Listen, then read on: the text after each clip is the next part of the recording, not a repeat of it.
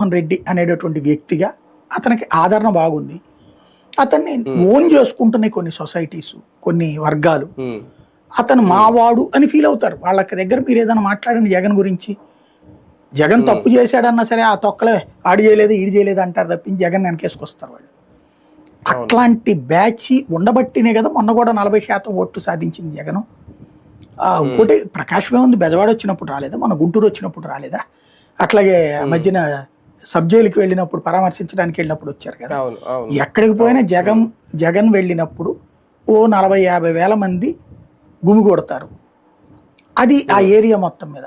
ఆ ఏరియాలో కనీసం ఒక 5-10 వేల మంది ఉంటారు. అంటే జగన్ వెళ్ళిన చోట ఒక 5-10 వేల మంది లోకల్ వాళ్ళు పోగవుతారు.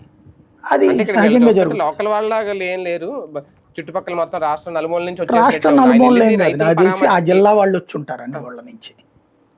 రైతులు పరామర్శకి ఆయన వెళ్ళింది. అలాగని గ్యాదరింగ్ కూడా ఏం ఉండదు. అంటే స్వచ్ఛందంగా వచ్చిన వాళ్ళు అనుకోవాలా, లేదంటే గ్యాదరింగ్ కూడా ఉంటుందా దీనికి ఏమన్నా పరామర్శ? సాధారణంగా అంటే అట్లా ఉండుంటే గనక డబ్బులు వీళ్ళు తెలుగుదేశం వాళ్ళే వదిలిపెట్టరు కదా.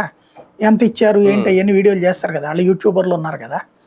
ఇప్పుడు వీళ్ళు నిన్న మహిళలు ఉన్నారు కదా, వాళ్ళు 500 రూపాయలు ఇచ్చారు జాకెట్ ముక్కిస్తేనే మేము వచ్చా కార్డు పట్టుకున్నాం అని మళ్ళీ వాళ్ళే అంటున్నారు, జగన్ దని తెలిస్తే మేము పట్టుకోమనేసి. అంటే అట్లాగా ఉన్నప్పుడు సాధారణంగా వీళ్ళు కూడా వదిలిపెట్టరుగా. Maybe రేపెళ్ళి ఉండేవన్న video